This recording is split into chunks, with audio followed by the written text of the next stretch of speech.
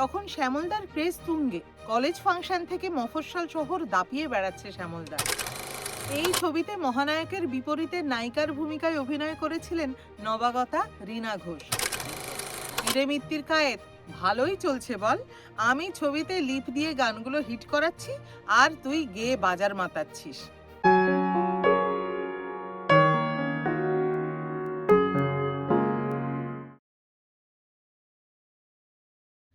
সেটা ১৯৬৫ সাল।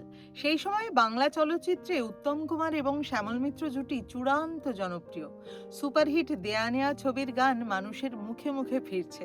তরুণ কুমার তাঁর স্মৃতিকথায় বলছেন, তখন শ্যামলদার ক্রেজ তুঙ্গে। কলেজ ফাংশন থেকে মফস্বল শহর দাপিয়ে বেড়াচ্ছে শ্যামলদা। সকলেই দেয়া নেয়ার গান শুনতে চায়। মহানায়ক এবং শ্যামলবাবু দুজনেই ছিলেন অভিন্ন হৃদয় বন্ধু। এই সময় নাকি মহানায়ক প্রায়ই মজা করে শ্যামলবাবুকে বলতেন, কিরে মিত্তির কায়েত ভালোই চলছে বল, আমি ছবিতে লিপ দিয়ে গানগুলো হিট করাচ্ছি আর তুই গেয়ে বাজার মাতাচ্ছিস। সেই সময় শ্যামল মিত্র যেখানেই অনুষ্ঠান করতে যেতেন, দেয়া নেয়া ছবির গান তাকে গাইতেই হতো। ১৯৬৫ সালের এপ্রিল মাসের মাঝামাঝি সময়ের পর থেকেই শ্রোতাদের চাহিদার লিস্টে আরও একটি গান যুক্ত হয়ে গেল। আবার সেই উত্তম শ্যামল জুটি ১৯৬৫ সালের ২রা এপ্রিল রিলিজ করলো রাজকন্যা। পরিচালক ছিলেন সুনীল ব্যানার্জি। এই ছবিতে মহানায়কের বিপরীতে নায়িকার ভূমিকায় অভিনয় করেছিলেন নবাগতা রীনা ঘোষ। তিনি ছিলেন অত্যন্ত সুঅভিনেতা চারু প্রকাশ ঘোষের ভাইজি।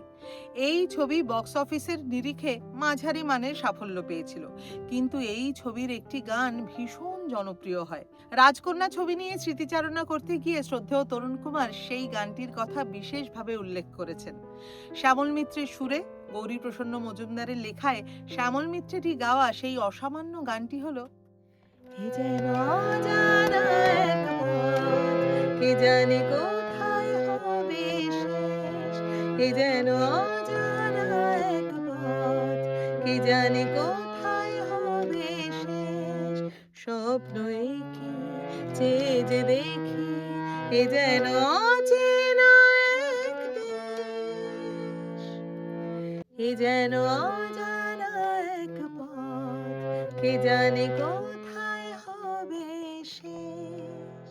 আজ তবে এটুকুই থাক, আবার নতুন কাহিনী নিয়ে ফিরছি পরের পর্বে। ততক্ষণ খুব ভালো থাকুন, সুস্থ থাকুন, আর অবশ্যই আপনাদের মূল্যবান মতামত আমাকে জানাতে একদম ভুলবেন না।